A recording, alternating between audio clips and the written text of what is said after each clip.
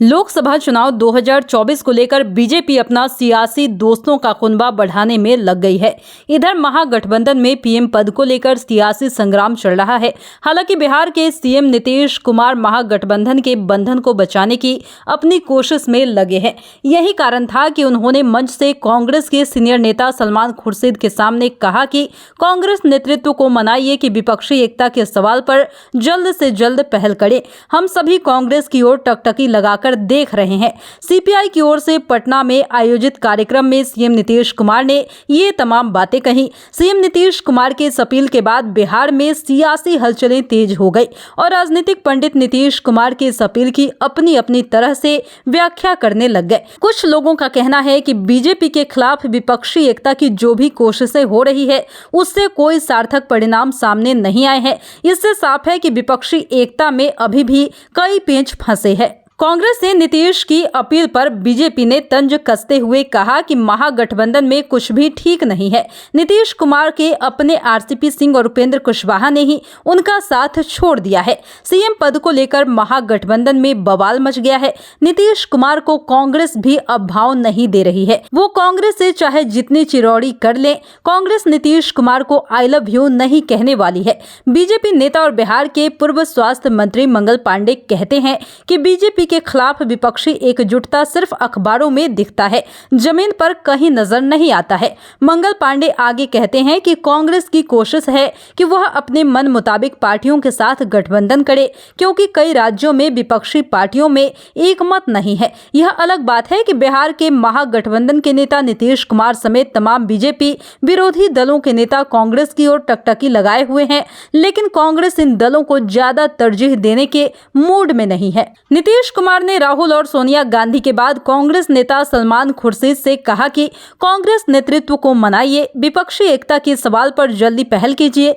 पूरा विपक्ष कांग्रेस की ओर टकटकी लगाकर देख रहा है। नीतीश कुमार के इस बयान से साफ है कि कांग्रेस अभी लोकसभा चुनाव गठबंधन में लड़ने के पक्ष में नहीं है, क्योंकि कांग्रेस मध्य प्रदेश, गुजरात, छत्तीसगढ़, हिमाचल प्रदेश, राजस्थान, उत्तराखंड में बीजेपी को टक्कर दे रही है। इन राज्यों में कांग्रेस बीजेपी के आमने सामने है। इसी तरह तमिलनाडु, केरल जैसे राज्यों में कांग्रेस बीजेपी से मजबूत स्थिति में है। फिर वो इन राज्यों में किसी से गठबंधन क्यों करेगी? सीएम नीतीश कुमार बीजेपी के खिलाफ विपक्ष एकजुटता के लिए निरंतर कोशिश कर रहे हैं, लेकिन नीतीश कुमार जिस मिशन में लगे हैं उसमें कई कांटे हैं। तेलंगाना के सीएम के चंद्रशेखर राव ने खम्मम में अपनी पार्टी को राष्ट्रीय स्तर पर लॉन्च करने के अवसर पर समाजवादी पार्टी के नेता और यूपी के पूर्व सीएम अखिलेश यादव के अलावा केरल, पंजाब और दिल्ली के सीएम को एक मंच पर लाकर विपक्षी एकता की कोशिश की, लेकिन इसमें कांग्रेस को नहीं बुलाया गया था। पश्चिम बंगाल की मुख्यमंत्री ममता बनर्जी ने स्पष्ट कर दिया है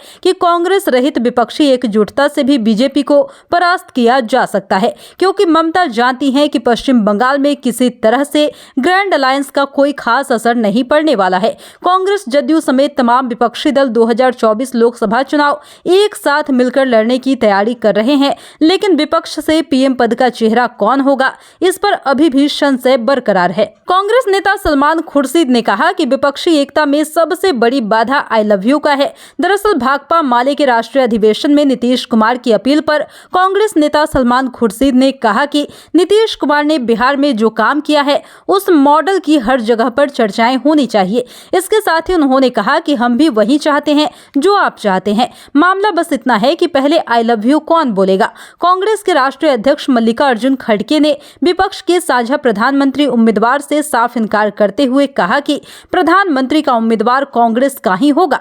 हालांकि नीतीश कुमार ने पटना में साफ कहा था कि मैं पीएम पद का उम्मीदवार नहीं हूं, लेकिन नीतीश कुमार विपक्ष में कोई अकेले पीएम पद का उम्मीदवार नहीं है। ममता बनर्जी, अरविंद केजरीवाल, तेलंगाना के सीएम केसीआर, सपा नेता अखिलेश यादव समेत कई और विपक्ष में ऐसे चेहरे हैं जो कि पीएम बनना चाहते हैं। दीक्षांत एडुटेक लाया है दीक्षांत ई लर्निंग ऐप। बने दीक्षांत का चैनल पार्टनर और अर्न करें लाखों रुपए प्रति महीने। चैनल पार्टनर बनने के लिए विजिट करें www.dikshans.com। दीक्षांत एडुटेक लाया है दीक्षांत डिजिटल क्लास। दीक्षांत डिजिटल क्लास का उपयोग कर छात्र बना सकते हैं पढ़ाई को बेहद आसान और मजेदार। दीक्षांत डिजिटल क्लास को स्कूल में बैठकर देखना है तो पेन ड्राइव और स्मार्ट टीवी बनेगा सही माध्यम। चलिए अब ये भी जानते हैं कि दीक्षांत डिजिटल क्लास का फी स्ट्रक्चर क्या होगा। नर्सरी से लेकर यूकेजी के लिए 7,000, नर्सरी से लेकर दूसरी कक्षा के लिए 12,000, नर्सरी से लेकर 5वीं तक के लिए 18,000, नर्सरी से लेकर 8वीं तक के लिए 24,000, नर्सरी से लेकर 10वीं तक के लिए 30,000। अगर आपको डेमो करना है तो उसके लिए आप दीक्षांत डिजिटल क्लास के यूट्यूब चैनल को विजिट कर सकते हैं। हमारे यूट्यूब चैनल को सब्सक्राइब और फेसबुक पेज को लाइक करना ना भूलें। धन्यवाद।